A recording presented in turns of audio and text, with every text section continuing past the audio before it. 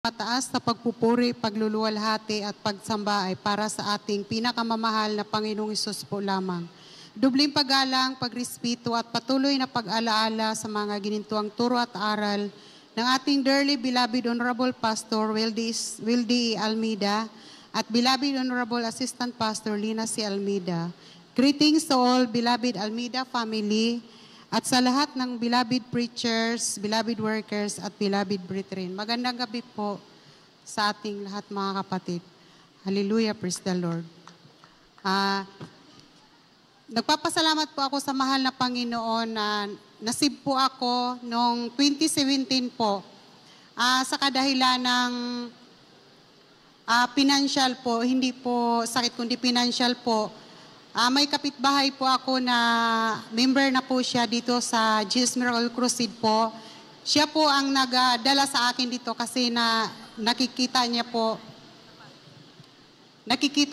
na yung kalagayan ko sa hirap ng financial problems ko po. Sinama niya po ako sa Amoranto.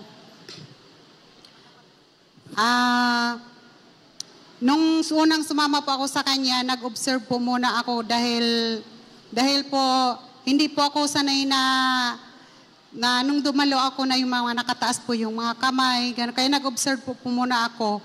Nung sumunod po na pagdalo ko po, nagpabautismo na po ako sa Amoranto. Amen.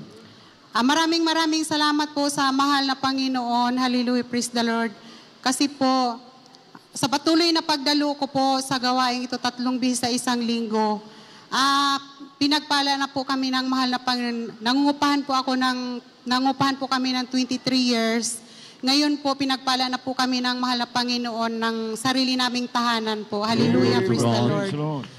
Na kung dati po pinapangarap ko lang po, na akala ko po hindi mangyayari. Pinagpala na po kami at saka pati po ang aking mga anak po, pinagpala rin po ng trabaho ng mahal na Panginoon. Sa himala naman po, naranasan ko po na nakagat po ako ng aso dito po sa kamay. Yung 4 po na ngipin po ng aso, bumaon po dito sa aking kamay.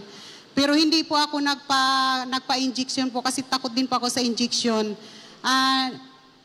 Nag-ano lang po ako, naglians kasi sabi po dito nung napakinggan ko po na mag-ilihans lang po ang sarili, manalangin lang po sa mahal na Panginoon. Kaya ganun po ang ginawa ko.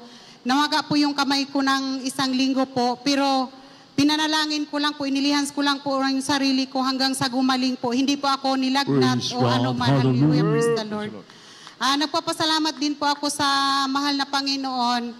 Last July po, nagtapos na po ang aking anak na may karangalan na cum laude.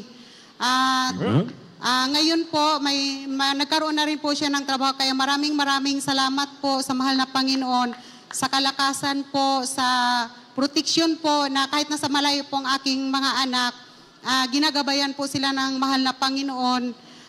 Pinoproteksyonan po sila dahil kapag nagpapadala po sila buwan-buwan ng pira po sa akin, talagang itinatabi ko talaga yung para sa mahal na Panginoon.